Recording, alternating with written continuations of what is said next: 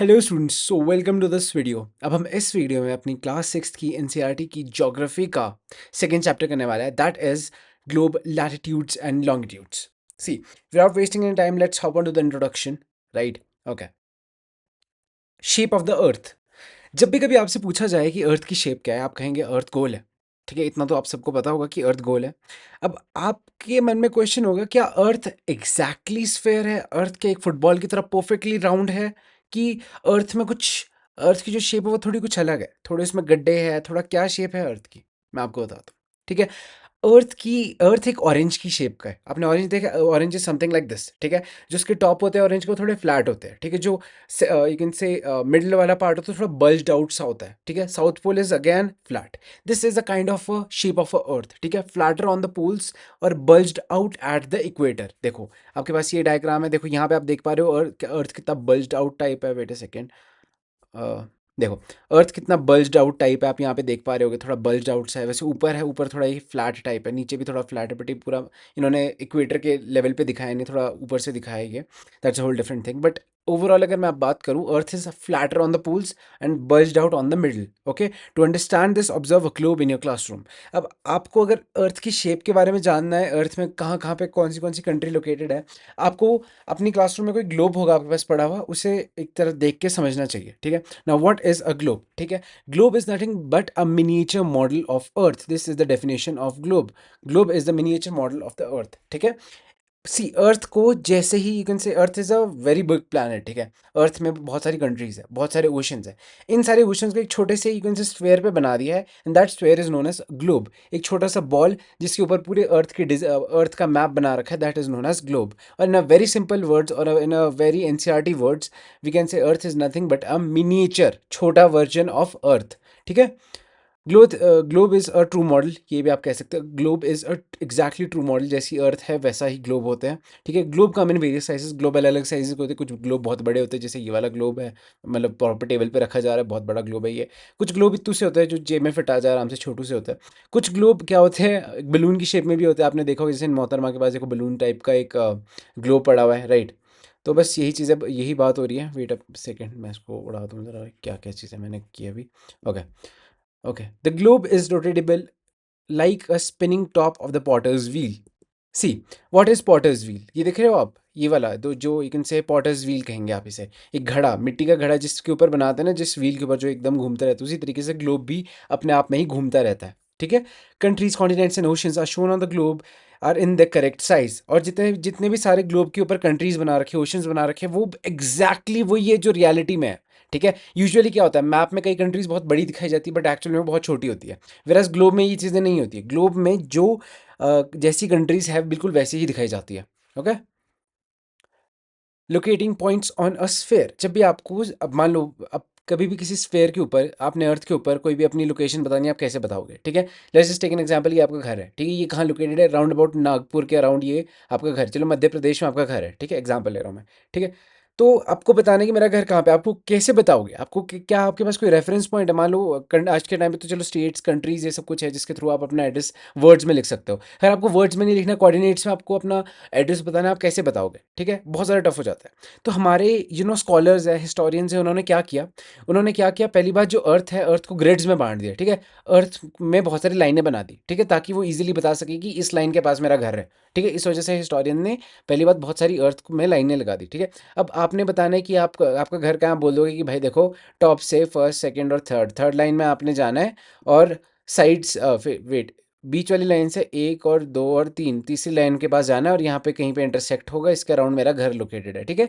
आप इन लाइंस के थ्रू थोड़ा बहुत एस्टिमेटेड बता सकते हो मेरा घर कहाँ है। ठीक है, ये मैंने बेसिक एग्जांपल सा दिया, लिटरली मत लेना इसे। बट आई थिंक इसका जो मेन पर्पस था अर्थ पे ये सारी लाइनें ड्रॉ करने का, वो यही था कि एक रेफरेंस पॉइंट मिल सके, एक ईज हो सके आपको अपनी लोकेशन बताने में। ओके, ओके, बस वही बात है। आपने आपने अर्थ को प्रॉपर लाइंस में बांट दिया। अब लाइंस के हिसाब से आप अपना आंसर दोगे कि भाई मैं इस लाइन के आसपास रहता हूँ। Okay, needles and axis. Needle is affixed through the globe in a tilted manner call as its axis. चलो नीडल वाली बात करेंगे अभी हम। ठीक है, now this is the earth, proper globe है, ये सब कुछ है, वेरी गुड। ठीक है, अब अब बताऊँ क्या इमेजिन किया जाता है। देखो आपको समझाने के लिए बुक ने बताऊँ क्या बताया। आपकी जो अर्थ है, अर्थ के थ्रू से एक नीडल जाती है। ठीक है। ये नीडल क्या करती है, ये नीडल नॉर्थ पोल से जाती है और साउथ पोल में निकलती है, ठीक है। दिस इज द नीडल का काम, ठीक है। Needle is fix to the globe in a tilted manner called as its axis. अब इस नीडल को नाम दिया गया है एक्सिस, ये अर्थ की एक्सिस है, ठीक है। और ये थोड़ी टिल्टेड वे में है, ठीक है, ये स्ट्रेट नहीं, ये टिल्टेड वे में है। This is known as your axis, ठीक है। और क्या क्या चीज़ बताइए इसके बारे में, two poles northern southern poles are the point where the needle passes through. ये नीडल नॉर्थ पोल और साउथ पोल के थ्रू गुजर के जाती है, ठीक है। The globe rotates around this, wait, a globe rotates around the needle from the west to east similar to the earth, similar to the अर्थ। अब कहने का मतलब बस ये है, जो इसकी मूवमेंट है ग्लोब की, ये वेस्ट से ईस्ट की तरफ होती है, कुछ इस तरीके से आपका अर्थ की मूवमेंट होती है, ठीक है। Difference, the earth axis is imaginary and there is no actual needle. End में बताया जाता है जो ये नीडल है कि एक्चुअल में एग्जिस्ट नहीं करती, कोई एक्चुअल में कोई सुई नहीं है जो अर्थ नॉर्थ पोल से साउथ पोल की तरफ जाती है। This is just a imaginary line, जिसे यू कैन से स्कॉलर्स और साइंटिस्ट ने यूज़ किया है फर्दर स्टडीज़ करने के लिए, यू कैन से further studies plus you can से फर्दर कैलकुलेशंस वगैरह करने के लिए, और स्पेसिफिकली पहले नेविगेशन वगैरह के लिए इन चीज़ों को डिस्कवर किया जाता था, बनाया जाता था, ताकि आप नेविगेशन की फील्ड में और ज़्यादा डिस्कवरीज कर सको, ठीक है। नाउ दिस इज एक्सिस, अब देख पा रहे होगे ये आपकी एक्सिस है। इस एक्सिस के अराउंड अर्थ मूव कर रही है, कहाँ से कहाँ, वेस्ट टू ईस्ट डायरेक्शन में मूव कर रही है। So this is the west direction, ठीक है। And now this is east direction, okay. Now this is this movement west to east, okay. Equator, अभी इक्वेटर कौन सी लाइन है, ये जो बीच से लाइन जा रही है, this line is known as equator, ठीक है। वैसे इतना ब्रॉड क्यों है ये हाईलाइटर, चलो जो भी है ना, दिस ये बीच वाली line is known as equator, okay. हाँ, दिस बीच वाली line is known as equator. अब ये इक्वेटर है, ये अर्थ को दो पार्ट्स में डिवाइड करती है, northern hemisphere and the southern hemisphere. वही चीज़ यहाँ पे बात है, northern hemisphere and the southern hemisphere. The equator is a circular line and is important reference point two locate a place. और देखो, इक्वेटर एक बहुत इंपॉर्टेंट यू कैन से लाइन बन जाती है, इन केस आपको कोई चीज़ लोकेट करनी है तो आप बता सकते हो कि भाई इक्वेटर से नॉर्थ में मेरा घर है एंड साउथ में मेरा घर है एंड ऑल, ठीक है। पैरेलल्स ऑफ लैटिट्यूड्स, अब देखो, जो पहली बात मैं आपको बताता हूँ लैटिट्यूड्स क्या होती है, ठीक है। जो ये लैटिट्यूड्स है ना, ये पैरेलल लाइंस जो आप देख पा रहे हो, these are known as latitudes, ठीक है। ये लेटी हुई लाइंस है, लेटना क्या होता है, बिल्कुल ऐसे फ्लैट लेटना, दे आर लेटी हुई lines, therefore they are known as latitudes. अब मैं आपको क्यों बोल रहा हूँ कि इस तरीके से याद करो लैटिट्यूड्स, बाद में आप कंफ्यूज हो गए कि सर लॉन्गिट्यूड कौन सी लाइन थी, लैटिट्यूड कौन सी लाइन थी। सबसे बेस्ट एग्जाम्पल ट्रिक इसके याद रखने की यही है, जो लाइन्स लेटी हुई है they are known as latitudes, parallels of latitudes. अब पैरेलल्स कौन होती है, जो जो लैटिट्यूड्स है, लैटिट्यूड्स को एक और नया नाम दिया गया है, that is known as parallels, ठीक है। लैटिट्यूड्स का एक दूसरा नाम दैट इज पैरेलल्स, जैसे जैसे कि 30 degree parallel, this is also known as 30 degree latitude and also known as 30 degree parallel. Now this is also known as 60 degree latitude and 60 degree parallel, बस वही सेम चीज़।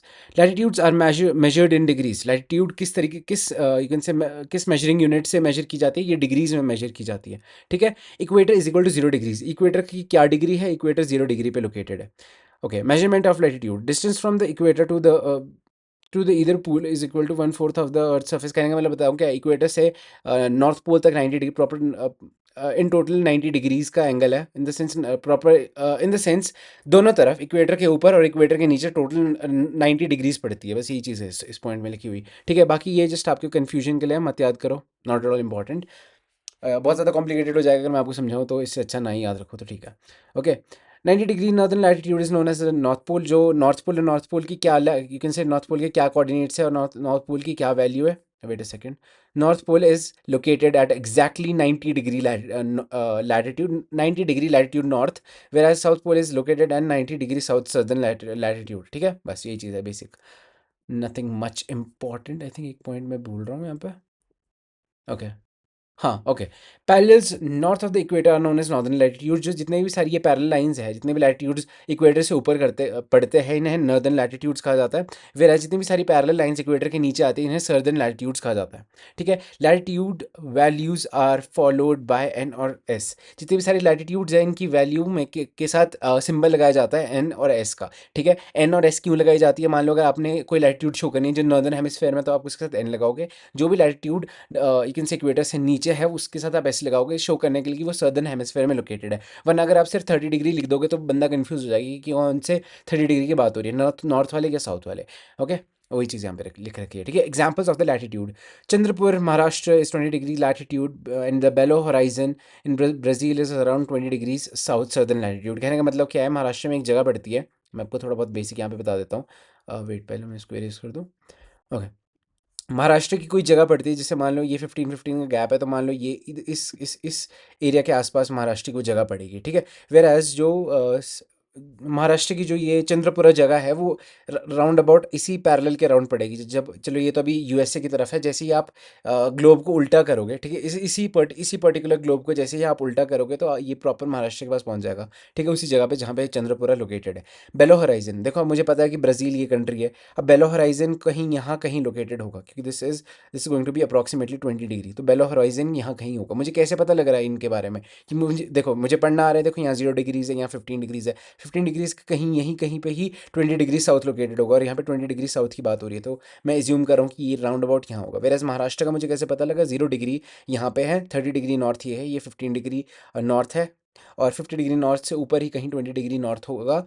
तो यहाँ पे मैंने इसलिए डॉट लगा दिया कि इसी लाइन के, इसी यू कैन से पॉइंट में अगर आप आगे आगे ले जाओगे तो ये एग्जैक्टली चंद्रपुरा होके जाएगा ये पॉइंट। ओके, ये बेसिक है, इसी तरीके से आपको भी यू कैन से प्रैक्टिकली आना चाहिए लोकेट करना कि भाई कौन सी जगह कहाँ पे है। आगे और हम डिटेल में चीज़ पढ़ने वाले हैं। Size of parallel, the size of parallel decreases as one moves away from the equator. कहने का मतलब क्या है, चलो इस पॉइंट में नहीं, अगले इससे मैं आपको डायग्राम से अच्छे से एक्सप्लेन कर पाऊंगा इसको। देखो, जो इक्वेटर का साइज़ है, देख पा रहे हो आप, नॉर्थ पोल में जो ये लैटिट्यूड है वो कितनी छोटी सी है। जैसे ही आप थोड़े इससे दूर जाओगे तो लैटिट्यूड बढ़ती जाएगी, और जब बाहर जाओगे तो ये लैटिट्यूड और बढ़ेगी, बढ़ते जाएगी। और इक्वेटर्स में सबसे बड़ी लैटिट्यूड कौन सी है, इक्वेटर की लैटिट्यूड सबसे ज़्यादा बड़ी है। इक्वेटर की लैटिट्यूड सबसे ज़्यादा बड़ी है। जैसे ही आप नॉर्थ पोल की तरफ जाते हो, जो जो लैटिट्यूड्स है उनका जो साइज़ है वो छोटा होता रहता है। बस यही पॉइंट 10th पॉइंट कहता था। इंपॉर्टेंट पैरेलल्स ऑफ लैटिट्यूड, ये बहुत ज़्यादा इंपॉर्टेंट जो कुछ पैरेलल लाइंस हैं उनके बारे में हम पढ़ने वाले हैं। जैसे अभी तो हमने बेसिकली पढ़ा कि कौन सी क्या पैरेलल, 30 डिग्री, 60 डिग्री। अब कुछ ऐसी भी पैरेलल लाइंस है, कुछ ऐसे भी डिग्रीज है, ऐसे यू कैन से, हाँ, ऐसी पैरेलल लाइंस है जो कुछ ऐसे स्पेसिफिक डिग्रीज पे लोकेटेड है जो बहुत ज़्यादा इंपॉर्टेंट है। अब हम उनके बारे में पढ़ेंगे। That is important parallels of latitude. ठीक है, सबसे पहले इंपॉर्टेंट क्या है, इक्वेटर। इक्वेटर तो सबसे इंपॉर्टेंट है ही, ठीक है, this is known as equator. ये अर्थ को नॉर्दर्न और सदर्न हेमिस्फेयर्स में डिवाइड करती है, ये तो वन ऑफ द इंपॉर्टेंट है ही। Okay, first of all north pole का क्या मेजरमेंट, 90 डिग्रीज नॉर्दर्न लैटिट्यूड पे आपका north pole located, south pole 90 degree southern latitude पे आपका साउथ पोल लोकेटेड है। Okay, done. Okay, now the tropic of cancer. Tropic of cancer किस जगह पे लोकेटेड है, कौन सी डिग्री पे लोकेटेड, 23.5 डिग्री नॉर्थ पे ट्रॉपिक ऑफ कैंसर लोकेटेड है। Tropic of capricorn 23.5 degree south पे लोकेटेड है। ओके, बस देखो ये ना आपने पॉइंट्स याद रखने, 23.5 से क्या, देखो इसकी क्या इंप्लीकेशंस है, क्या इंपॉर्टेंस है tropic of cancer, tropic of capricorn की, हम अभी आगे पढ़ने वाले हैं, जिसमें सीजन्स वगैरह के बारे में भी आएगा। देखो सीजन्स वगैरह के बारे में पर्टिकुलरली नेक्स्ट चैप्टर में आएगा, जिसकी video I think already uploaded है। बट मैं आपको बताने वाला हूँ थोड़ा, मतलब इसकी क्या इंपॉर्टेंस है इन सीजन्स, और प्लस कैरेक्टरिस्टिक्स क्या है इन जोन्स की, जो ये जोन्स अभी बनाएंगे। चलो बहुत सारी डिटेल आनी है, बस चलो मैं अभी स्पेसिफिक रहता हूँ सिर्फ लाइंस के ऊपर ही। देखो, एक तो ट्रॉपिक ऑफ कैंसर है जो 23.5 डिग्री नॉर्थ पे लोकेटेड है, 23.5 साउथ सदर्न लैटिट्यूड पे आपको ट्रॉपिक ऑफ कैप्रिकॉर्न पड़ती है। नाम याद रखो, one is Tropic of Cancer, another is Tropic of Capricorn. दोनों की क्या क्या मेजरमेंट, दोनों 23.5 डिग्री पे लोकेटेड है, एक नॉर्दर्न हेमिस्फेयर में, एक साउथर्न हेमिस्फेयर में। बस एक चीज़ याद रखो, नॉर्थ में कैंसर है, नॉर्थ में कैंसर है, एग्जाम्पल ले रहा हूँ मैं, ठीक है, सीरियस नहीं होना। नॉर्थ में कैंसर है, साउथ में केप्रिकॉन है, बस इस तरीके से आप क्लियर हो जाओगे। ठीक है, नाउ दिस इज इक्वेटर, ये बीच से डिवाइड करने वाली line, this is known as equator.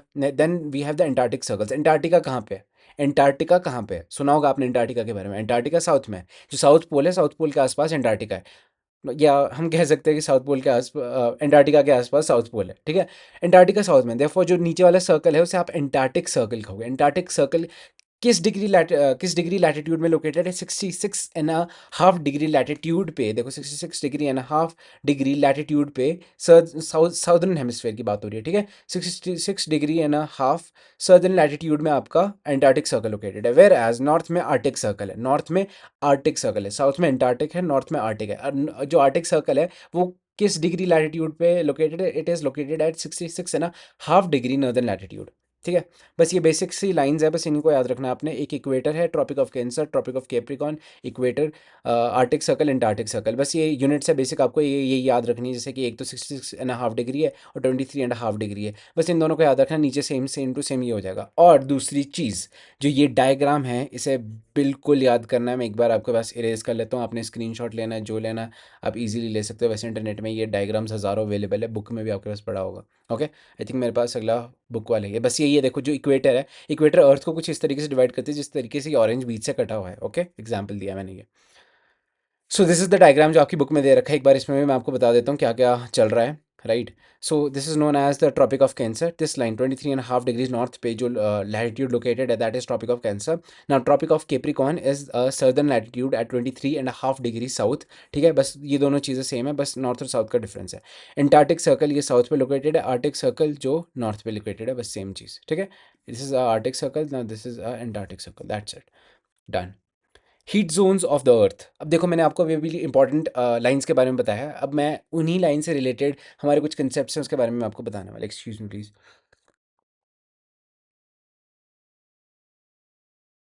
Okay, where are we?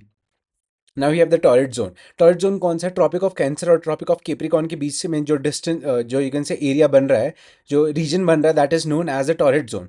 और this torrid zone is also known as tropical zone. Tropical zone क्यों बोलते हैं? यहाँ पे सबसे पहले तो बहुत ज़्यादा हीट है, सनराइज यहाँ पे डायरेक्टली पड़ती है. ठीक है, यहाँ पे जो यू कैन से जो सीजन्स होते हैं ना, सीजन्स के जो इम्पैक्ट होते हैं वो इस रीजन में बहुत ज़्यादा कम दिखाई देते हैं. ठीक है, क्योंकि देखो बीच में ये हमेशा सेंटर में तो धूप पड़ेगी ही पड़ेगी. ठीक है, वैसे टेम्परेट जोन्स में थोड़ी कम धूप पड़ती है. चलो अभी टेम्परेट जोन पे नहीं है, अभी हम टॉरिड जोन पे रहेंगे. टॉरिड जोन मतलब गर्म एरिया. ठीक है, it lies between the tropic of Cancer, वही बात जो मैंने अभी कही, ट्रॉपिक ऑफ केप्रिकॉन के बीच में. The midday is exactly overhead at least once a year. कहने का मतलब ये है, दिन के 12 बजे यहाँ पे ऐसा होगा कि कभी सन आपके बिल्कुल सर के ऊपर होगा, यहाँ पे आपको अपनी कोई शैडो नहीं दिखेगी. This is not important point, but you can write from a 6th class point of view. Okay, लिख लो. बट मेन तो जो यही है कि it receive maximum heat. This is also known as, मैं दो चार पॉइंट्स खुद ही बोल रहा हूँ, आप उसे लिख सकते हो. This this receives the maximum heat. This is also known as the, पहला पॉइंट, अगला पॉइंट आप लिख सकते हो जो मैं बोल रहा हूँ अपनी तरफ से. This region is also known as a tropical region. ठीक है, this region is very humid. Humid region है ये. ठीक है, और this region has a very diversity of flora and fauna. कहने का मतलब यहाँ पे बहुत सारी वैरायटी के इंसानी बहुत सारी वैरायटी के प्लांट्स मिलेंगे, बहुत सारी वैरायटी के एनिमल्स मिलेंगे, इंसेक्ट्स मिल सकते हैं. मतलब डाइवर्सिटी मिलेगी आपको, किसमें बहुत ज़्यादा बायोडाइवर्सिटी मिलेगी इस एरिया में. दो तीन पॉइंट्स एक्स्ट्रा आप लिख सकते हो, ये ज़्यादा important rather than writing this की साल के एक दिन यहाँ पे आपका सन बिल्कुल सर के ऊपर को. लिखना लिख लो, not at all important, but चलो मेरी तरफ से तो मैं एनसीईआरटी को गलत नहीं बोल सकता. ठीक है. Temperate zones. Now temperate zones कौन से? टेम्परेट जोन ऐसे जोन है जो या तो फिर आर्टिक सर्कल और ट्रॉप वेट ट्रॉपिक ऑफ कैंसर के बीच में जो एरिया बनता है वो बनाते हैं. और दूसरा दूसरा जो टेम्परेट जोन है वो बनाता है एंटार्क्टिक सर्कल और ट्रॉपिक ऑफ केप्रिकॉन के बीच में जो एरिया बनता है, that is known as the southern temperate zone. बस टेम्परेट जोन सेम है, सर्दर्न है एक नॉर्दर्न है, बस वही बात है. ट्रॉपिक ऑफ कैंसर और आर्टिक सर्कल के बीच के जो एरिया बनेगा, विच जोन बनेगा, that is known as a north temperate zone. जो ट्रॉपिक ऑफ केप्रिकॉन और एंटार्क्टिक सर्कल के बीच में जो रीजन बनेगा, that is known as a south temperate zone. Northern hemisphere ये लिख दो पहले तो. ट्रॉपिक ऑफ कैंसर और आर्टिक सर्कल के बीच में जो बनता है, पॉइंट बड़ा करना तो आप ये भी लिख सकते हो, ट्रॉपिक ऑफ कैंसर के कोऑर्डिनेट्स क्या है, जैसे 23.5 डिग्री नॉर्थ पे ट्रॉपिक ऑफ कैंसर लोकेटेड है, ये वो. सो सर्दर्न हेमिस्फीयर किसके बीच में बनता है? सर्दर्न हेमिस्फीयर में जो ये टेम्परेट जोन है वो किसके किन किन लाइन्स के बीच में बनता है, that is known as Tropic of Capricorn और एंटार्क्टिक सर्कल के बीच में. फिर उनके कोऑर्डिनेट्स लिख दो, आपका काम हो जाएगा. Midday sun is never overhead beyond the tropics. जैसे आप ट्रॉपिक ऑफ कैंसर से ऊपर जाते हो, दिन कभी भी साल में ऐसा दिन नहीं आएगा जब आपकी शैडो नहीं बनेगी. ठीक है, हर मतलब पूरी साल आपकी शैडो रहेगी रहेगी. ऐसा नहीं होगा कि आपका कभी सन ओवरहेड है बिल्कुल और आपकी शैडो ही गुम होगी. आई मीन गुम का मतलब इन द सेंस बनी नहीं रही है. ठीक है, the sun's rays become more slanting as you move towards the poles. जो सन की रेज है वो बहुत ज़्यादा स्लांटिंग बन जाती है, इस वजह से ट्रॉपिक ऑफ कैंसर में कभी ऐसा नहीं होगा जो आपका सन है वो ओवरहेड है. ठीक है, एक्सपीरियंसेस द मॉडरेट टेम्परेचर. इस एरिया में काफ़ी ज़्यादा मॉडरेट टेम्परेचर होता है, ना ज़्यादा गर्मी ना ज़्यादा ठंड. और यहाँ पे इस पे यू कैन से यहाँ पे आप एक और पॉइंट लिख सकते हो. You can best experience the seasons in this different seasons in this region. यहाँ पे जो सीजनल इम्पैक्ट्स है वो बहुत ज़्यादा होते हैं. यहाँ पे आप अच्छे से विंटर्स देख पाओगे, यहाँ पे आप अच्छे से समर्स देख पाओगे. जो यू कैन से जो वेरिएशन है समर और विंटर का वो आप अच्छे से टेम्परेट जोन्स में देख पाओगे. ओके, बस ये चीज़ है. Okay, frigid zone. अभी फ्रिजिड जोन कौन सी? जो टॉप वाला एरिया है ये फ्रिजिड जोन कहलाता है. ठीक है, northern hemisphere between the Arctic circle and the north pole. Arctic circle और नॉर्थ पोल के बीच का जो रीजन है, that is known as the frigid zone. और एंटार्क्टिक सर्कल और you can say Antarctic circle और नॉर्थ पोल के बीच में जो एरिया बनता है that is also known as the frigid zone, जो सर्दर्न हेमिस्फेयर में लोकेटेड है, ठीक है। It is a very cold region where the sun does not rise much above the horizon. ये एक ऐसा रीजन है यहाँ पे सन ज़्यादा मतलब होराइजन से ऊपर आता ही नहीं है, मतलब यहाँ ज़्यादा 6 महीने ऐसा होता है कि सन दिखता ही नहीं है, 6 महीने ऐसे होते हैं जहाँ जब रात ही नहीं होती है, 6 महीने ऐसे जब रात ही रात है, 6 महीने ऐसे है जब हमेशा रात रहेगी। जो मैंने एक स्टेटमेंट दी है ये थोड़ा आपको कंफ्यूज कर रही होगी, बट जो नेक्स्ट चैप्टर है दैट इज़ द चैप्टर 3, उसमें आपको ये चीज़ अच्छे से क्लियर हो जाएगी मैंने क्या बात की है। Motions of the earth I think उसका नाम है चैप्टर का, ठीक है। The sun rays are always slanting providing the less heat. यहाँ पे हमेशा जो सन रेज है वो स्लैंटिंग होती है, तो यहाँ पे बहुत ज़्यादा कम हीट होती है, बहुत ज़्यादा ठंडा एरिया होता है फ्रिजिड जोन। ओके, नाम से ही पता लग रहा है फ्रिजिड जोन, फ्रिज की बात हो रही है, ठंडा ठंडा। Okay, what are longitudes. अभी लॉन्गिट्यूड्स क्या बोला है, अभी तक हमने लैटिट्यूड्स के बारे में पढ़ा, अब हम लॉन्गिट्यूड्स के बारे में पढ़ेंगे। लैटिट्यूड्स कौन से, पहली बात लॉन्गिट्यूड्स कौन से, जो लॉन्ग है, जो लंबे है। लंबी चीज़ें कैसी होगी, लंबी चीज़ें ऐसी होगी, तो देखो थोड़ा बहुत आपको आइडिया लग गया होगा मैंने क्या कहा अभी, ठीक है। लंबी चीज़ें दे आर लॉन्ग, ठीक है, देयरफॉर दे आर लॉन्गिट्यूड्स, ठीक है। ये नॉर्थ पोल से साउथ पोल तक जाते हैं, ऐसे लंबाई में जाते हैं, तो therefore they are known as longitudes, ठीक है। थोड़ा बहुत अभी इंट्रोडक्शन है, डिटेल्स में भी जाते हैं आगे, बहुत सारी डिटेल इसकी तो पड़ी भी हमारे पास। सी, अब लैटिट्यूड्स और लॉन्गिट्यूड्स के बीच में डिफरेंस देख लो। जो लैटिट्यूड्स है वो लेटे हुए है, वो लेटे हुए है, देखो वो हॉरिजॉन्टली लेटे हुए है। वेराज जो लॉन्गिट्यूड्स है देखो वो लंबे जैसे है, वो लॉन्ग है, ठीक है, वो इस तरीके से लोकेटेड है, ठीक है। These are known as longitudes, बस यही चीज़ है। और आई थिंक इसमें कुछ इंपॉर्टेंट है नहीं, अभी यही है, बाकी डिटेल्स आई थिंक आगे कवर करता है। बस ये याद रख लो जो एक नई टर्मिनोलॉजी में बता रहा हूँ, वैसे तो आपको पता होनी चाहिए as a 6th class student, अगर नहीं पता है पर याद रखो, ठीक है। जो हॉरिजॉन्टल लाइन है, हॉरिजॉन्टल लाइन कैसी होती है, this is known as a horizontal line. लंबाई में जो लाइन चल रही है ना, लेटी हुई लाइन है, this is known as a horizontal line. Now what is a vertical line, now this is a vertical line, ऐसी होती है वर्टिकल लाइन, एक लंबाई, लंबी लाइन्स, ठीक है, सीधी लाइन, ऐसी लाइन्स को वर्टिकल लाइन कहा जाता है, ऐसी लाइन्स को हॉरिजॉन्टल लाइन कहा जाता है। एक बेसिक सा डिफरेंस है, ये आपको पता होना चाहिए। अब देखो, now this is you can से जो जब भी आप लॉन्गिट्यूडनली किसी अर्थ को बांटोगे, डिवाइड करोगे, काटोगे, तो आपके पास अर्थ कुछ इस तरीके से कटेगी। एग्जांपल दिया मैंने, ठीक है। नीड ऑफ लॉन्गिट्यूड्स, लॉन्गिट्यूड्स की क्या ज़रूरत है, to determine the position of the place known for knowing the latitudes along alone is unsufficient. जब भी आपने किसी भी जगह कोऑर्डिनेट्स निकालने, कोऑर्डिनेट्स हम का हमेशा कैसे निकलेंगे, जब आपके पास कोई दो यूनिट्स होगी, एक यूनिट से आप कोऑर्डिनेट निकाल सकते हो, ठीक है। आप ऐसा बोल सकते हो कि भाई देखो मैं 20 डिग्री लैटिट्यूड पे रहता हूँ, ठीक है। अब 20 डिग्री लैटिट्यूड में तो 1000 जगहें पड़ती है, अब आपको कैसे पता, कहने का मतलब बताऊँ क्या है। देखो, देखो दिस इज, देखो ये आपका घर है यहाँ पे पड़ा हुआ, ठीक है। आप मॉरिशस, मान लो आप मॉरिशस में रहते हो, ये आपका घर है यहाँ पे, ठीक है। आपका घर कहाँ लोकेटेड, 20 डिग्री सर्दर्न लैटिट्यूड में आपका घर लोकेटेड है, ठीक है। आप ये बोल दो बस अपने किसी यू कैन से फॉरेन, यू कैन से यूएसए में बैठे हुए दोस्त को, मैं 20 डिग्री लैटिट्यूड में, सर्दर्न लैटिट्यूड में मेरा घर पड़ता है। अब क्या वो आ पाएगा आपके घर, ऐसे तो बहुत सारी लोकेशन जो 20 डिग्री सर्दर्न लैटिट्यूड में पड़ती है, ऐसे तो कोई ऑस्ट्रेलिया की जगहें भी है, ठीक है, वो जो 20 डिग्री सर्दर्न लैटिट्यूड में पड़ती है। अफ्रीका की कई सारी जगहें जो 20 डिग्री सर्दर्न लैटिट्यूड में पड़ती है। एक आइलैंड है यहाँ पे, टोंगा आइलैंड, वो भी 20 डिग्री सर्दर्न लैटिट्यूड में पड़ता है। मान लो आपका जो दूसरी कंट्री में, यूएसए में जो दोस्त बैठा है, उसे कैसे पता लगेगा कि आपका घर एग्जैक्टली कहाँ पे है 20 डिग्री लैटिट्यूड में। अगर उस आपके जो दोस्त है उसे एग्जैक्ट लोकेशन पता करनी है आप कहाँ रहते हो, उसके लिए उसे एक और यूनिट लगेगा, ठीक है। एक और यूनिट लगेगा, वो एक और यूनिट ये होगा, और उस एक और यूनिट को कहा जाएगा लॉन्गिट्यूड, ठीक है। लॉन्गिट्यूड, जो ये दूसरा लॉन्गिट्यूड आएगा ये कट करेगा इसे, देखो वेट अ सेकंड, मैं क्यों इसको खराब कर रहा हूँ, ठीक है। देखो, उसे लॉन्गिट्यूड लगेगा, एक लॉन्गिट्यूड लगेगा, जैसे ही लॉन्गिट्यूड और लैटिट्यूड जहाँ पे इंटरसेक्ट करेंगे वहाँ आप अपने दोस्त को कह सकते हो भाई this is the exact coordinates of my house, और मैं यहाँ पे रहता हूँ, ठीक है। एक काइंड ऑफ एग्जाम्पल आपके लिए। अब आपको थोड़ा बहुत समझ आ गया होगा कि ग्रिड सिस्टम कैसे वर्क करता है, कोऑर्डिनेट्स कैसे डिटरमाइन करता है, ठीक है। आपको अगर कोऑर्डिनेट्स चाहिए उसके लिए पहली बात तो आपके पास एक लॉन्गिट्यूड लगेगा और दूसरा आपके पास लैटिट्यूड लगेगा। जिस जगह पे दोनों इंटरसेक्ट करेंगे वो आपके पास एक एग्जैक्ट प्रिसाइज कोऑर्डिनेट आ जाएगा, जहाँ पे आप कह सकते हो कि भाई ये मेरी एग्जैक्ट लोकेशन है।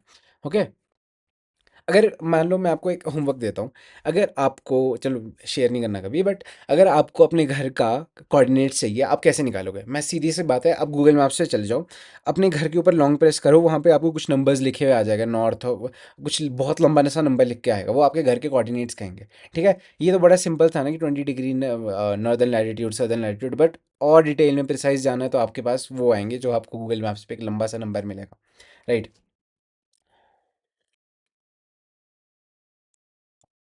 जो अगला एग्जाम्पल है टोंगा आइलैंड और मॉरिशस आइलैंड का, ये मैंने अभी आपको पिछले वाले एग्जाम्पल जो अभी मैंने आपको एग्जाम्पल दिखाया ये अर्थ वाला, इसके थ्रू अच्छे से क्लियर कर दिया है, ठीक है। To locate them precisely it is necessary that you know far east and west from the reference line. कहने का मतलब वही है, आपके पास आप लैटिट्यूड से आप एक काम नहीं चला सकते, आपको लॉन्गिट्यूड की ज़रूरत पड़ेगी अगर आपको एग्जैक्ट लोकेशन बतानी किसी जगह की। डेफिनेशन ऑफ लॉन्गिट्यूड, लॉन्गिट्यूड की क्या डेफिनेशन है, वेट सेकेंड, ओके। लॉन्गिट्यूड की एग्जैक्टली डेफिनेशन क्या है? Longitudes are imaginary line of reference called as meridians. Longitudes का एक दूसरा नाम है that is known as meridian. पहले पॉइंट का ये मतलब है, they run from north to south. जो लॉन्गिट्यूड्स है वो नॉर्थ से साउथ की तरफ चलती है, ठीक है। Now this is the example, देखो ये नॉर्थ डायरेक्शन से साउथ डायरेक्शन की तरफ चलती है, these are known as longitudes. North से साउथ की तरफ इसकी यू कैन से मूवमेंट है, ठीक है। Okay done. Now next is the characteristics of meridians. Meridians की कुछ कैरेक्टरिस्टिक्स है, वो क्या कैरेक्टरिस्टिक्स है? First of all shape. Meridians are semi circles connecting the northern end the south, north end the south पोल।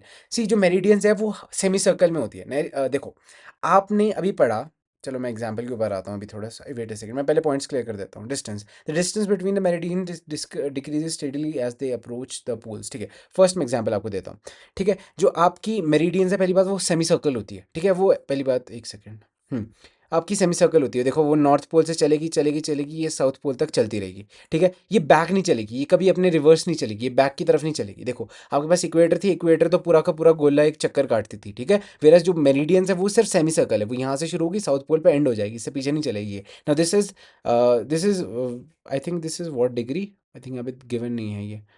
चलो मैं एग्जाम्पल लेता हूँ प्राइम मेरिडियन का, ठीक है। ये तो चलो कोई एक अननोन सा मैंने वो उठा लिया था अभी। अब मैं एग्जैक्टली बात करूंगा prime meridian. Now this is prime meridian, जो कुछ इस तरीके से जाती है, ठीक है। प्राइम मेरिडियन इससे पीछे नहीं जा रही, क्यों क्यों नहीं जा रही है पीछे? क्योंकि इसकी कैरेक्टरिस्टिक है कि मेरिडियंस हमेशा सेमी सर्कल होती है, ओके। दूसरा जो पॉइंट है हमारी बुक में वो क्या लिखा है, ठीक है। जो मेरिडियंस के बीच में डिस्टेंस है वो इक्वेटर पे मैक्सिमम होता है। जो ये इक्वेटर है, यहाँ पे जो मेरिडियंस के बीच का डिस्टेंस है वो मैक्सिमम है। जैसे जैसे आप नॉर्थ की तरफ जाओगे, नॉर्थ की तरफ जाओगे, जो मेरिडियंस के बीच का डिस्टेंस है वो कम होता रहेगा, कम होता रहेगा, कम होता रहेगा, और नॉर्थ पोल पे वो एग्जैक्टली जीरो हो जाएगा। डिस्टेंस पहले इक्वेटर पे सबसे ज़्यादा है, फिर वो ऊपर ऊपर जाते हुए खत्म हो जाएगा, okay. Meridians and the prime meridians, meridians and the prime meridians. सबसे पहले length of meridian, unlike the parallels of latitude all the meridians are equal, are of equal length. आपने देखो, आपने एक चीज़ नोटिस की होगी, wait a second, look at this, look at this. आपने इस डायग्राम के थ्रू मैंने आपको वो बताए थे, लैटिट्यूड्स के बारे में बताया था, लैटिट्यूड लेटे हुई लाइंस, ठीक है। लैटिट्यूड्स कैसी थी?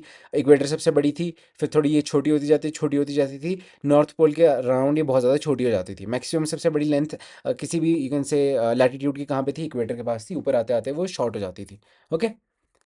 Okay, numbering the meridians was initially difficult due to their uniform length. अब जो यू कैन से मेरिडियंस को काउंट करना था पहले बहुत ज़्यादा टफ डिफिकल्ट हो गया था, क्योंकि पहले उसे पता ही नहीं था कि आप मेरिडियन की हम लेंथ कितनी ले, क्या हम मेरिडियन को पूरा एक रिंग ले, पूरा एक सर्कल है, या मेरिडियन को हम पूरा सर्कल है कि पूरा हम सिर्फ सेमी सर्कल ले, ठीक है। ये सबसे बड़ी दिक्कत तो यही आ रही थी पहले, और दूसरी दिक्कत ये भी आ रही थी कि काउंटिंग शुरू कहाँ से करें, ठीक है। इक्वेटर का तो आपको पता था कि जो सबसे यू कैन से लंबा बड़ा लेंथ है अर्थ का, जहाँ पे सबसे बड़ा लेंथ सबसे ज़्यादा है, उससे आप इक्वेटर ले लोगे, उसके बाद से आप काउंटिंग शुरू कर दोगे। मेरिडियन में तो ये दिक्कत थी कि काउंटिंग कहाँ से शुरू की जाए, ठीक है। इस वजह से मेरिडियन को यहाँ से फिगर आउट करना और काउंट करना बहुत ज़्यादा मुश्किल था पहले, ठीक है। Decision was made to start counting from a specific meridian, और बाद में एक डिसीजन लिया गया। अब देखो पहली बात आपको पता है, ब्रिटिश जो डोमिनेशन थी एकेडमिक फील्ड में, हर एक फील्ड में उस टाइम, पहले के टाइम पे, ठीक है। तो ब्रिटिशर्स ने क्या किया? ब्रिटिशर्स ने कहा कि भाई देखो, हमारे साइंटिस्ट है, हम डिस्कवर कर रहे हैं, जो सबसे पहला मेरिडियन होगा वो हमारे घर से ही जाएगा। अब उनका घर मतलब ब्रिटेन, ब्रिटेन में भी एक जगह है that is known as Greenwich. Greenwich से एक लाइन जाती है that is known as the prime meridian. अब प्राइम मेरिडियन एक ऐसी यू कैन से लाइन है जिसके बाद से काउंटिंग शुरू हुई है, that is located on the 0 degree, ठीक है, 0 डिग्री लॉन्गिट्यूड, ओके।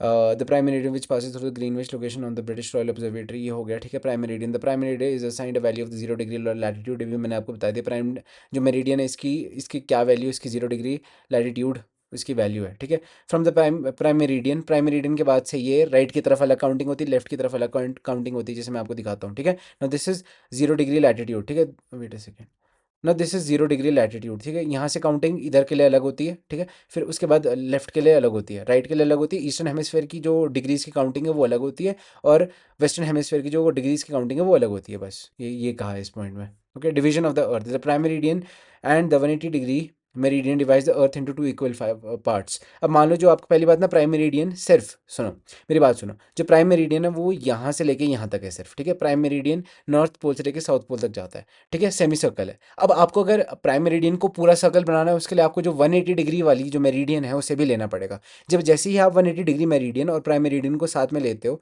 तो आपकी जो अर्थ है वो दो हेमिस्फेयर में डिवाइड हो जाते हैं। एक बन जाता है ईस्टर्न हेमिस्फेयर, दूसरा बन जाता है वेस्टर्न हेमिस्फेयर। वही यहाँ पे बात लिखी हुई है, division of the earth. Prime meridian and the 180 degree meridian divide the earth into two equal. ये भी बात कर दी मैंने आपके पास लॉन्गिट्यूड्स नोटेशन, ठीक है। अब देखो नोटेशंस क्या क्या होती है। अब मान लो देखो, आपके पास प्राइम मेरिडियन है, प्राइम मेरिडियन के बाद से काउंटिंग शुरू हो रही दोनों तरफ इक्वली। वन इज 10 डिग्री, इधर भी देखो 10 डिग्री है, इधर भी 20 डिग्री है, इधर भी 20 डिग्री है। अब मेरे को बताओ, अगर आपसे कोई पूछेगा कि कौन से 20 डिग्री की बात हो रही है, ये वाला 20 डिग्री अफ्रीका वाला 20 डिग्री, ये जो अटलांटिक ओशन में 20 डिग्री पड़ रहा है उसकी बात हो रही है, आप कैसे किसी को बताओगे? आपको साथ में इसमें एक सिंबल लगाना पड़ेगा। कौन सा? जैसे मान लो ये वेस्टर्न हेमिस्फेयर है, वेस्टर्न हेमिस्फेयर की बात करी जा रही है, तो आपको यहाँ पे डब्ल्यू लगाना पड़ेगा। अभी ईस्टर्न हेमिस्फेयर की बात हो रही है 20 डिग्री की, तो आप ईस्ट में एक ईस्ट का सिंबल लगा दोगे। मान लो कभी भी अगर 20 डिग्री ईस्ट की बात, 20 डिग्री ईस्ट लिखा हुआ है, इससे आप बस बात समझ आना कि कहीं अफ्रीका वगैरह की बात हो रही है, अफ्रीका वाले मेरिडियन की बात हो रही है। मान लो अगर 20 डिग्री वेस्ट लिखा है कहीं पे, तो समझ जाओ ये जो अटलांटिक ओशन के बीच में कोई मेरिडियन पड़ रहा है उसकी बात हो रही है। एग्जाम्पल मैं कॉल लेता हूँ, मान लो 90 डिग्री, ठीक है। मान लो 90 डिग्री, मान लो 90 डिग्री वेस्ट वाले मेरिडियन की बात हो रही है, तो आप समझ सकते हो कहीं अमेरिका से होते हुए कोई मेरिडियन जा रही होगी। मान लो 90 डिग्री ईस्ट वाले मेरिडियन की बात है, तो समझो इंडिया के थ्रू, और लेकिन स्पेसिफिकली असम के थ्रू शायद कोई मेरिडियन जा रही है, उसकी बात हो रही है। मुझे कैसे पता असम में जा रही है, अगले आगे एक एग्जाम्पल है उसकी वजह से, ठीक है। Interesting fact, the 180 degree east and the 180 degree west meridian coincide lying the same. कहने का मतलब बताऊँ क्या है, देखो वेट अ सेकेंड, मैं जूम कर लूँ। अब देखो ईस्टर्न हेमिस्फेयर से काउंटिंग चल रही है, ठीक है, 0 से लेके 180 तक, ठीक है। वेस्टर्न हेमिस्फेयर में भी काउंटिंग चल रही है 0 से लेके 180 तक, बट जो ये 180 पॉइंट है, ये दोनों हेमिस्फेयर्स का एक ही है। 170 अलग है, 170 अलग है। जो 180 पॉइंट्स है वो दोनों हेमिस्फेयर्स का सेम ही है। 180 डिग्रीज वेस्टर्न हेमिस्फेयर का भी सेम है, 180 डिग्रीज ईस्टर्न हेमिस्फेयर का भी सेम है, एक सेम ही लाइन है। बस यही बात यहाँ पे लिख रखी है, ओके। ग्रीनविच, ये देखो ग्रीनविच की बात हो रही है, लंदन में ये जगह है ग्रीनविच। देखो यहाँ पे अब तो एक टूरिस्ट स्पॉट है, जो ये नीचे लाइन दिख रही है आपको, this is known as prime meridian कहा जाता है। This is the prime meridian. ये जा रही है, ये आपको के 0 डिग्री लॉन्गिट्यूड को शो करती है ये, ठीक है। अब देखो यहाँ पे मैडम और ये भाई साहब फोटो ले रहे हैं। अब देखो ये हैरी पॉटर साहब फोटो ले रहे हैं इनकी, ये हैरी पॉटर दिख रहा है। हाँ चलो, that's a whole different thing, okay. अब हम और फन फैक्ट्स के बारे में चलो, ये आपके पास एक एक्टिविटी दे रखी है, तो इसे आप खुद करेंगे, ठीक है। लोकेटिंग द प्लेस, चलो एक काम कर लेते हैं, मैं कर रहा हूँ। देखो आई डोंट नो ये बुक में दे रखा है कि नहीं। इसको आप ऐसा कर लो, इसको आप 0 डिग्री ले लो, इसको आप इक्वेटर ले लो, ठीक है। नो दिस इज इक्वेटर, ठीक है, okay. No this is northern hemisphere, now this is southern hemisphere, okay. 1 2 3 बस इतना याद रख लो, ओके। और एक और लाइन में कर लेता हूँ आपके लिए। अम्म, चलो एक और मैं थोड़ा सा आपके पास थोड़ा कर लेता हूँ सेपा खराब। That is, now this is the prime meridian, ठीक है। This is prime meridian, this is equator, और this is eastern hemisphere, wait, this is western hemisphere and this is eastern hemisphere. अब मुझे कोऑर्डिनेट्स बताओ, थोड़ा मैंने डिफिकल्ट कर लिया आपके लिए, ठीक है।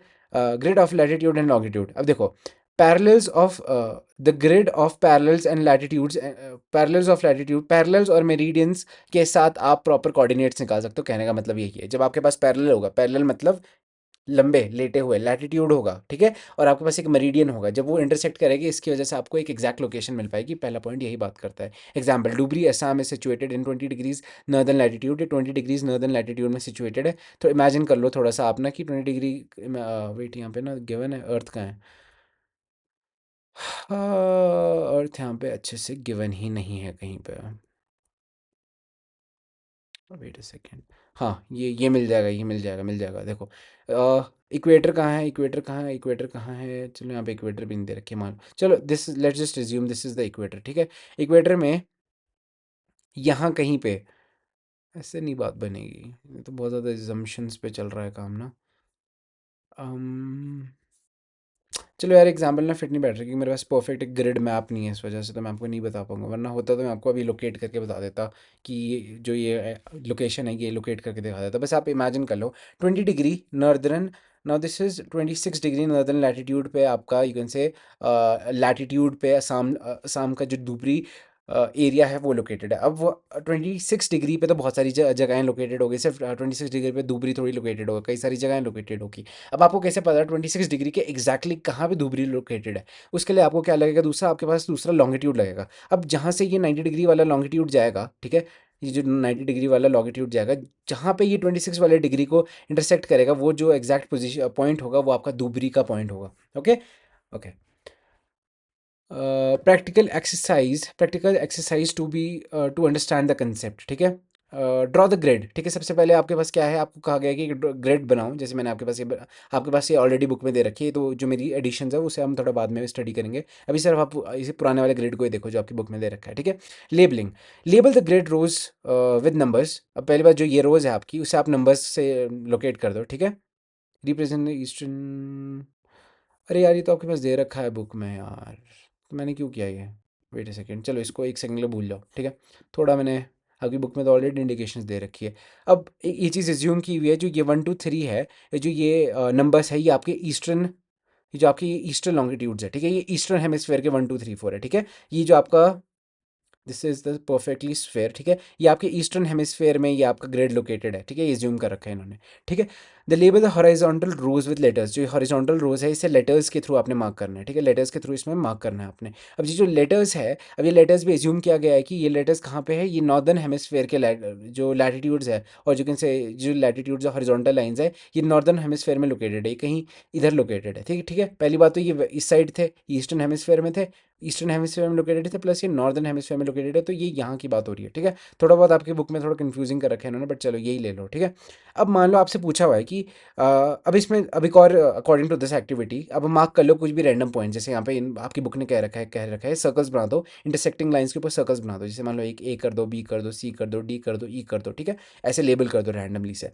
अब इन्होंने कहा है each circle located location can be determined by nothing, by noting the latitudes and the longitudes. अब कहा है कि इनके अगर आपको कोऑर्डिनेट चाहिए, ए के कोऑर्डिनेट चाहिए, आप कैसे निकालोगे, बी के कोऑर्डिनेट कैसे निकालोगे, अब वो आपके पास एक्टिविटी दे रखी है। जैसे मान लो जो आपका ए है, ए को आपने कैसे, ए के जो कोऑर्डिनेट्स है वो कैसे हो गए, ठीक है।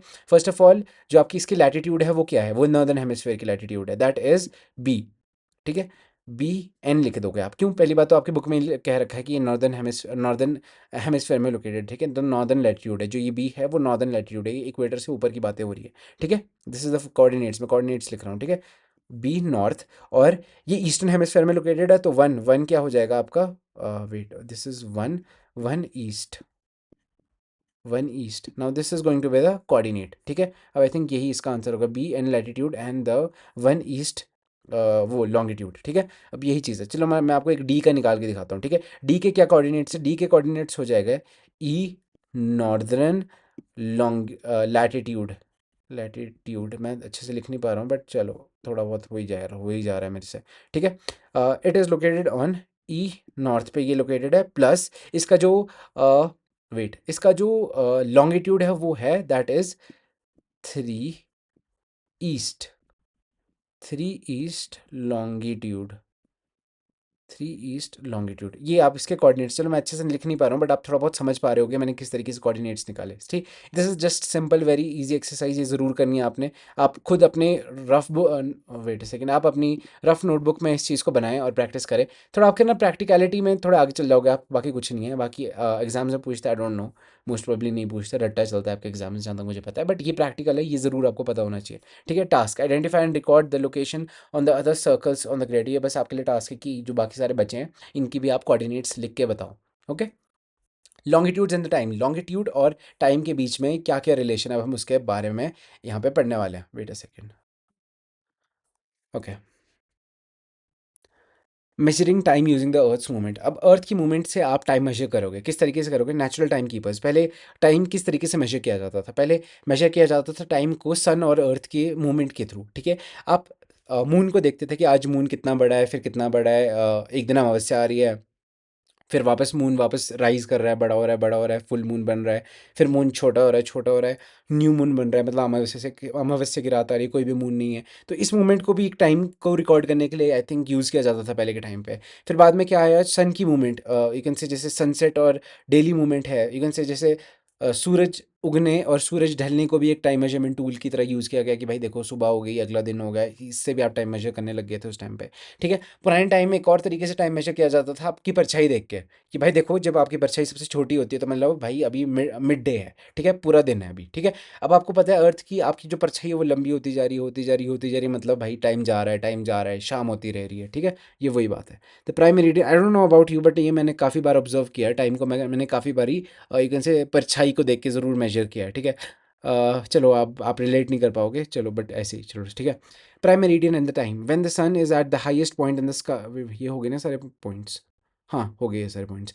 Prime meridian and the time when the sun is at its highest point in the sky over the prime meridian greenwich all the places along this meridian experiences the midday। कहने के बाद बताऊँ क्या है, अगर मान लो प्राइम मेरिडियन पे you can से जो प्राइम मेरिडियन जो ग्रीनविच यू कैन से जो लंदन से होकर जहाँ पे हैरी पॉटर भाई साहब फोटो ले रहे थे उस जगह पे अगर 12 बज रहे हैं तो उस जगह उस यू कैन से उस मेरिडियन पे जितनी भी सारी लोकेशंस पड़ती है वहाँ हर जगह पे यू कैन से 12 बज रहे हो गए, बस यही चीज़ यहाँ पे लिखी हुई है। Time difference across the latitudes, the earth rotates from west to east causing the difference. ठीक है, पहली बात अर्थ की मूवमेंट कहाँ है, वेस्ट से ईस्ट की तरफ है, वेस्ट से ईस्ट की तरफ अर्थ मूव करता है, बस ये चीज़ मैंने लिख रखी है। ठीक है, places east of the Greenwich are ahead of Greenwich time, जो ये ग्रीनविच है, ग्रीनविच कहीं यहाँ पे लोकेटेड है। ग्रीनविच के जो ये वाला एरिया है यहाँ पे जो टाइम है वो पॉजिटिव आगे है, वो टाइम आगे चलता है। ठीक है, जो टाइम यहाँ इस एरियाज़ का है जो ग्रीनविच से पीछे जगहें पड़ती है वो नेगेटिव में चलता है। ठीक है, वो कैसे नेगेटिव में चलता है कैसे पॉजिटिव में चलता है मैं आपको अगले इससे बताता हूँ। देखो, अगर मान लो यहाँ पे ग्रीनविच में 12 बज रहे हैं, ठीक है, ग्रीनविच जो जगह है वहाँ पे 12 बज रहे हैं, उस वक्त मान लो अगर आप मेजर करना है चलो कि अगर जिस टाइम पे ग्रीनविच में 12 बज रहे हैं उस टाइम इंडिया में क्या टाइम हो रहा होगा।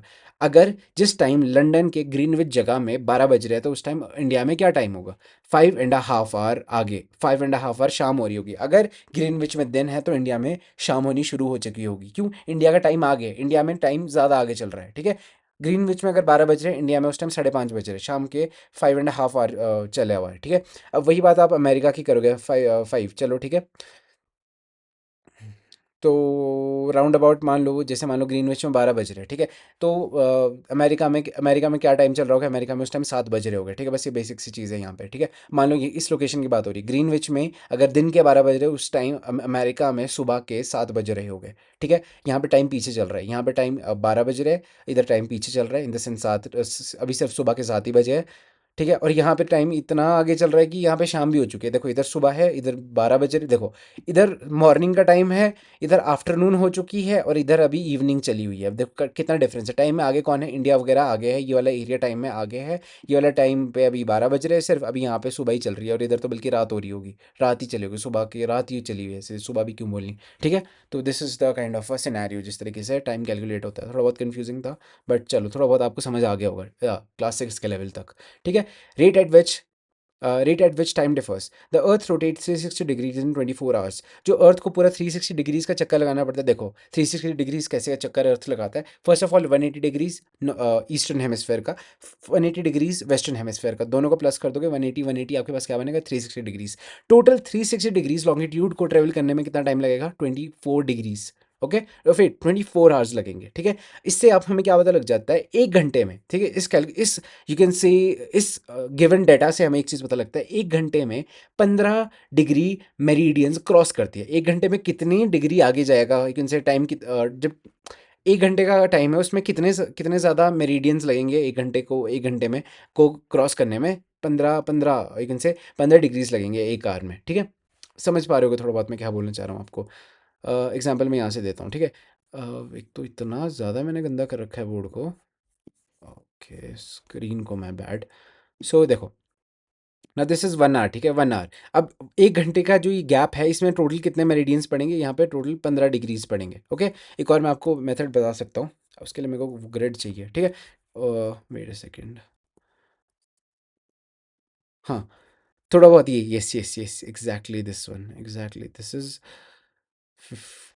हाँ दिस इज़ 50। ठीक है, ये जो ये वाला है इतना डिस्टेंस, ठीक है, इतने डिस्टेंस में कितना टाइम लगेगा, 1 आवर का। ठीक है, इतने इतने डिस्टेंस को कवर करने में कितना टाइम लगेगा, इतने डिग्रीज को कवर करने में कितना टाइम लगेगा, 1 घंटा। इतने डिग्रीज अर्थ को मतलब यू कैन से कोई भी टाइम है, कोई टाइम यहाँ से यहाँ पे कितना टाइम लगेगा, एक और घंटे का, यहाँ से यहाँ कितना टाइम लगेगा, एक और घंटे, क्यों 15-15 डिग्रीज का गैप है बीच में। अब मान लो यहाँ पे 12 बजे है, यहाँ पे 12 बजे, अगर आपको मेजर करना है यहाँ पे क्या टाइम हो रहा होगा, जिस टाइम यहाँ पे दिन के 12 बज रहे होंगे, उस टाइम यहाँ पे क्या टाइम हो रहा होगा, यहाँ पे टाइम हो रहा होगा 3 बज रहे होंगे। हमें मुझे कैसे पता 3 बज रहा है, क्यों, क्योंकि इसके जो बीच का जो गैप है वो इन टोटल कितना है, 15 डिग्रीज, 15 डिग्रीज, 15 डिग्रीज, 3 15 डिग्रीज को प्लस करोगे तो क्या बनेगा, 3 घंटे। ठीक है, 3 15 डिग्रीज को प्लस करना है, क्या मतलब आप 3 घंटे प्लस कर रहे हो, तो 3 घंटे आगे टाइम चलेगा यहाँ पे, बस। और क्या था यहाँ पे,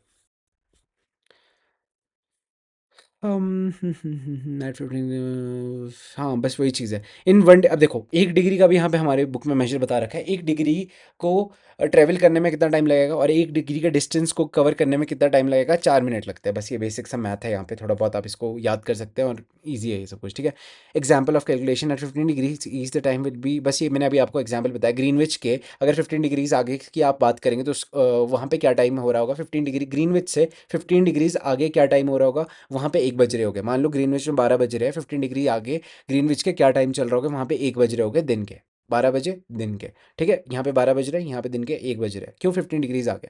अगर आप 15 डिग्रीज वेस्टवर्ड चलोगे ग्रीनविच के, मतलब वहाँ पे 11 बज रहे होगे।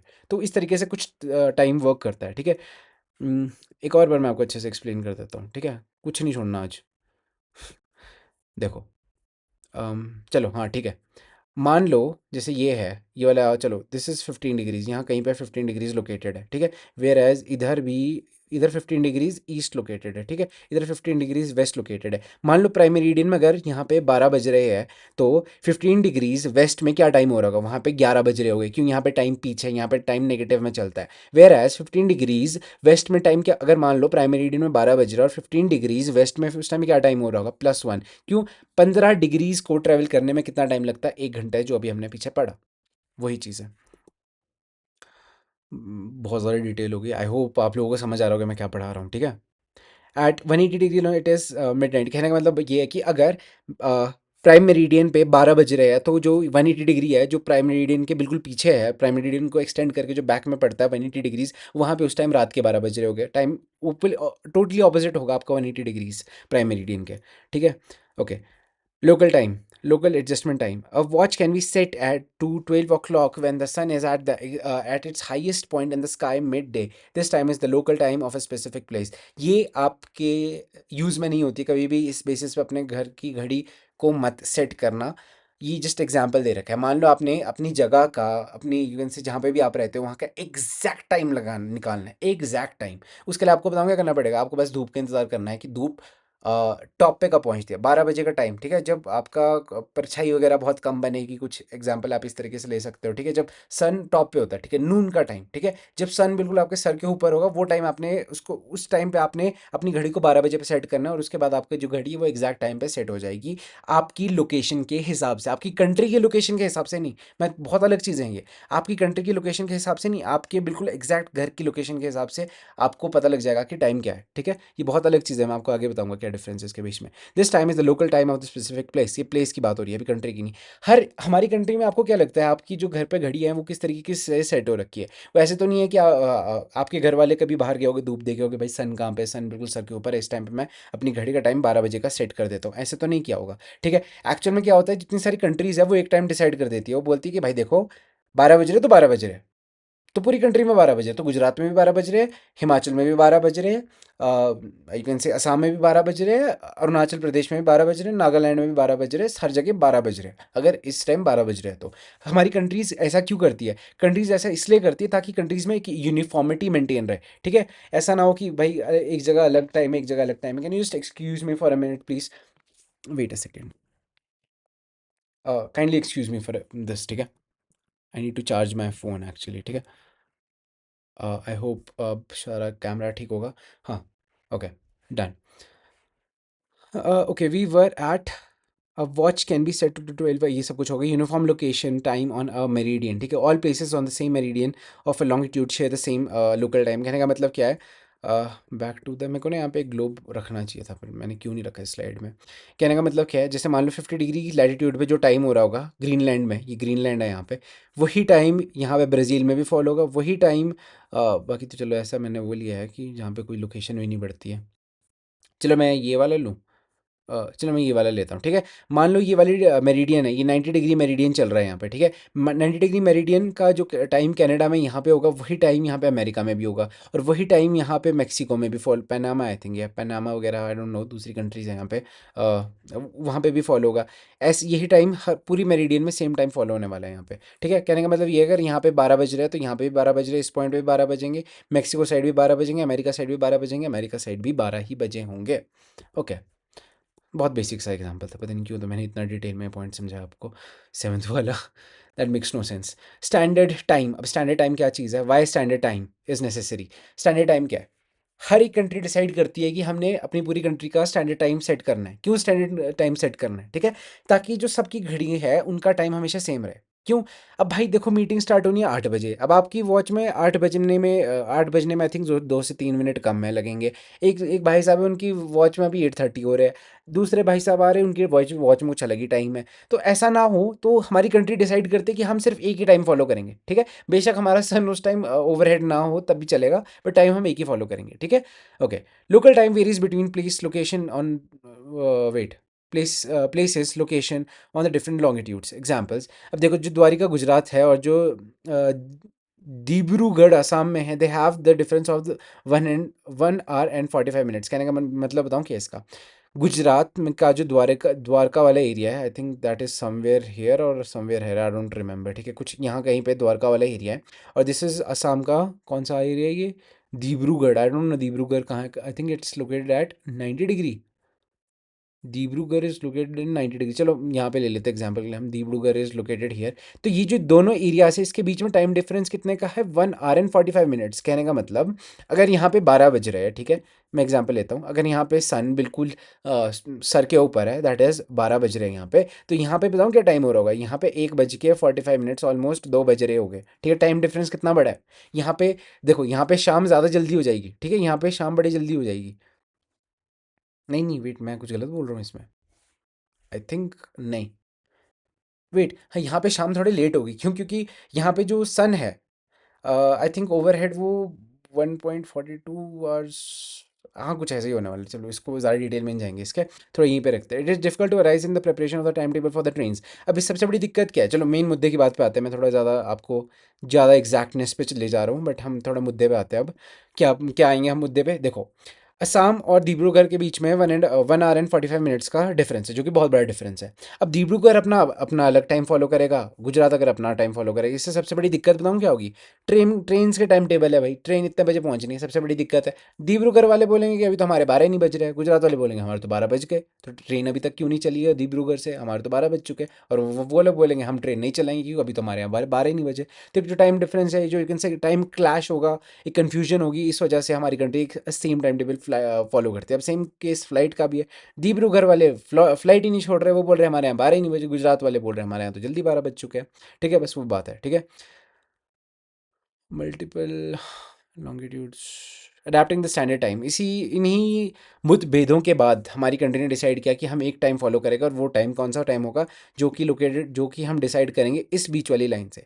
ये बीच वाली लाइन है, ये बिल्कुल यू कैन से इंडिया के सेंटर में से ली गई है, ठीक है। यहाँ से भी सेंटर, यहाँ से भी सेंटर, ये एग्जैक्टली ये वाली लाइन ले रखी है। जो टाइम यहाँ पे होगा, इस पॉइंट पे होगा, इस यू कैन से इस लॉन्गिट्यूड पे जो भी टाइम होगा, वही पूरी कंट्री में फॉलो किया जाएगा। बेशक आपके सर के ऊपर सूरज है कि नहीं है, कहने का मतलब ये है कि बिल्कुल आपके हेड टॉप में सन है कि नहीं है, ठीक है। अगर मान लो यहाँ का टाइम फॉलो करेंगे तो इन लोगों के साथ तो बहुत बड़ी दिक्कत हो जाएगी, ये वाला टाइम फॉलो करेंगे तो इन लोगों के बीच में बहुत बड़ी दिक्कत हो जाएगी। तो इंडिया ने बोला, हमारी कंट्री के लोगों ने बोला कि हम बस एक टाइम फॉलो करेंगे जो कि बिल्कुल इंडिया के बीच से जाएगा, तो यही टाइम हर जगह फॉलो होने वाला है, ठीक है। I hope you are understanding what I am saying.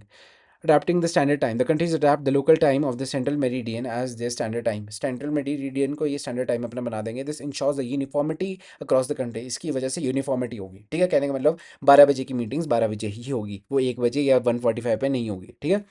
Okay, Indian standard time, India जो हमारी कंट्री है, हमारी कंट्री ने एक स्टैंडर्ड टाइम लिया है, कौन से वाली मेरिडियन के हिसाब से? 22.5 डिग्री मेरिडियन के हिसाब से, ईस्टर्न मेरिडियन के हिसाब से अपना टाइम ले रखा है, स्टैंडर्ड मेरिडियन के हिसाब से टाइम ले रखा है। दैट इज़ अप्रॉक्स 5.5 पे हमने ले रखा है, 5 hours and 30 minutes, 5.5 hour पे हमने अपना टाइम ले रखा है, ठीक है।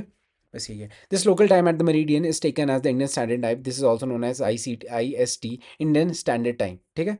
Okay. Example of the time difference in India versus the England. India is at 82 degrees and 30 seconds east, which is 5 hours and 30 minutes ahead of the Greenwich, that is GMT, Greenwich time. ठीक है, Greenwich में अगर 12 बज रहे हैं तो India में 5 बज के 30 मिनट हो रहे होंगे। बस ये कहने का मतलब ये है, अगर ग्रीनविच में दिन के 12 बज रहे हैं तो इंडिया में 5 बज के 30 मिनट हो रहे होंगे। ठीक है, बहुत सिंपल एग्जाम्पल मैं बताऊँ। If a cricket match starts at 2 PM in London, अगर लंदन में कोई क्रिकेट मैच 2 बजे शुरू हो रहा होगा तो इंडिया में वो कब स्टार्ट होगा? वो इंडिया के टाइम के हिसाब से वो 7 बज के 30 मिनट पे शुरू होगा। क्यों? जो मान लो लंदन का टाइम है 2 बजे, तो हमारा जो इंडिया है, हमारा इंडिया 5 घंटे 30 मिनट उनसे आ गया, तो आपने 2 में प्लस कर देना है 5 आवर्स, 5 6 7, ठीक है, 7 7 30 मिनट से अलग से कर दो, 7 आवर्स एंड 30 मिनट्स। इस एग्जाम्पल के थ्रू आप अच्छे से कर सकते हो। इस एग्जाम्पल को एक और बार खुद पढ़ना और समझने की कोशिश करो ये एग्जाम्पल क्या है। ठीक है, कहने का मतलब क्या है?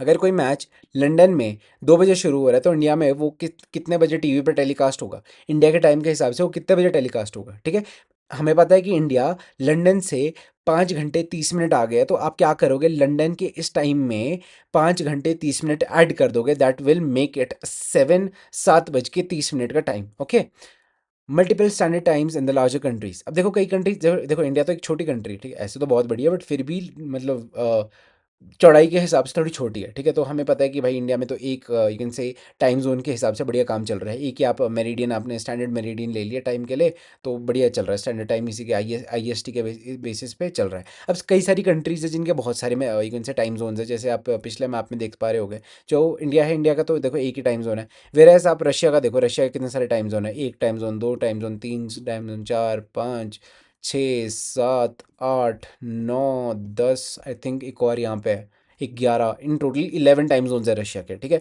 रशिया में मान लो इस वाले रीजन में टाइम अलग होगा, इस वाले रीजन में टाइम अलग होगा, इस रीजन में टाइम अलग होगा। देखो आप कह रहे हो कि सर इनका एडमिनिस्ट्रेशन में दिक्कत नहीं आती, देखो इनको भी एडमिनिस्ट्रेशन में दिक्कत आती है, बट इन लोगों ने एडजस्ट कर लिया, इन लोगों ने अपनी वॉचेस को इसी हिसाब से एडजस्ट कर रखा है, तो इनके लिए बहुत आम आम दिनचर्या की बात हो चुकी है। ठीक है, तो फिर भी इन्होंने देखो टाइम ट्राई किया है कि ये कम से कम यू कैन से मेरिडियंस रख सके इनके लिए। चलो 11 तो आपको अभी लग रहा है बहुत है, बट फिर भी इनके हिसाब से 11 काफ़ी ठीक है। अगर वैसे तो अगर आपको टाइम निकालना है ना, एग्जैक्ट टाइम निकालने हैं हर जगह का, वो हमेशा अलग अलग ही होगा। इंडिया में भी आपको हज़ारों टाइम एग्जैक्ट टाइम्स मिल जाएंगे, बट आप एक ही फॉलो कर रहे हो। वैसे ही रशिया में तो पता नहीं कितने लाखों टाइम्स आ जाएंगे, you can say exact times आ जाएंगे, बट उन्होंने भी लिमिट करके उससे 11 पे ही सेट कर रखा है। लाखों तो मैंने बहुत बोले, काफ़ी हज़ारों टाइम जोन्स की बात कर रहा हूँ मैं। ठीक है, अगर कोई करना चाहे कि भाई नहीं मेरे यहाँ तो, मेरे घर पे तो 12 इतने बजे, इस टाइम पे तो मैं सेट करूँगा अपनी घड़ी को कि इस टाइम पे 12 बज रहा है, कोई दूसरा बोलेगा मैं इस टाइम पे करूँगा, तो कन्फ्यूजन तो बहुत हो सकती है, बट फिर भी रशिया ने कन्फ्यूजन को कम करने की कोशिश की। अब आपसे मैं एक क्वेश्चन पूछता हूँ कि कौन सी कंट्री है जिसके सबसे ज़्यादा टाइम जोन्स है? आपका क्या आंसर होगा? आप अभी देख पा रहे होगे, देखो आप इसके हिसाब से देख पा रहे होगे, आपको ऑब्वियसली लगेगा सर रशिया, रशिया के सबसे ज़्यादा टाइम जोन्स है, 11 टाइम जोन्स है। अब मैं आपको वो सरप्राइज़ की बात बताऊँ, सबसे ज़्यादा टाइम जोन्स फ्रांस के हैं। क्यों? फ्रांस की ना कुछ कॉलोनीज़ आज के टाइम पे भी, कॉलोनीज़ आपने पढ़ा होगा कॉलोनीज़ क्या होती है, जैसे जो हमारा इंडिया है वो ब्रिटेन की कॉलोनी था, ब्रिटेन की अफ्रीका में बहुत सारी कॉलोनीज़ थी, उसी तरीके से आज भी फ्रांस की बहुत सारी कॉलोनीज़ हैं। फ्रांस के बहुत सारे टापूज़ हैं एक्चुअली। ठीक है, this is the country France. ठीक है, this is the country France. France के बहुत सारे टापूज़ हैं, कुछ यहाँ है, कुछ यहाँ है, कुछ यहाँ पे है पैसिफिक में, कुछ इधर है, इधर है, अलग अलग जगह पे बहुत सारे टापू है फ्रांस के। तो इन टापूज़ का अलग अलग टाइम है, तो इस हिसाब से इन टापूज़ को अगर फ्रांस में इंक्लूड करें तो हम ये चीज़ कह सकते हैं कि फ्रांस के सबसे ज़्यादा टाइम जोन्स हैं। इन टोटल फ्रांस के 12 टाइम जोन्स हैं। ठीक है, चलो एक्स्ट्रा इन्फॉर्मेशन है, आप लिख सकते हो इस रशिया के साथ एक फ्रांस के एग्जाम्पल भी लिख सकते हो।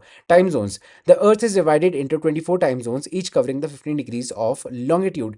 जो अर्थ है इन टोटल अगर हम बात करें, अर्थ के 12 टाइम जोन्स है, बस बेसिक सी बात यहाँ लिख रखी है। ठीक है, और वो भी किस बेसिस पे बता रखे, अर्थ के इन टोटल 24 टाइम जोन्स है, ये भी 15-15 डिग्री के हिसाब से बता रखे, घंटे के हिसाब से बता रखे। हर 15 डिग्री के बाद एक एक आवर ऐड होता रहेगा। ठीक है, जैसे यहाँ पे देख पा रहे होगे, यहाँ से शुरू हो जाएगी काउंटिंग और ये 12 तक चलेगी, यहाँ से यहाँ देखो यहाँ तक चल रही है 12 तक।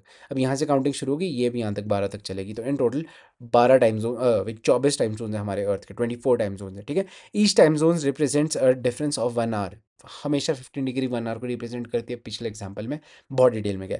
I think this is the end of the chapter. ये थोड़ा कॉम्प्लिकेटेड चैप्टर था, इनकेस अगर आपको थोड़ा समझ नहीं आया, you can just watch the video again और इस चैप्टर को की थोड़ा रीडिंग करें। थोड़ा सा चैप्टर कन्फ्यूजिंग था, बट मैंने बहुत सिंपल करने की कोशिश की है। बाकी I think bit complicated chapter यही था। अब इसके बाद सारे चैप्टर बहुत ज़्यादा ईजी और बहुत ज़्यादा छोटे होने वाले हैं। So thank you for watching the video. If you think this video was helpful, make sure to like students. So this is the end. Bye bye.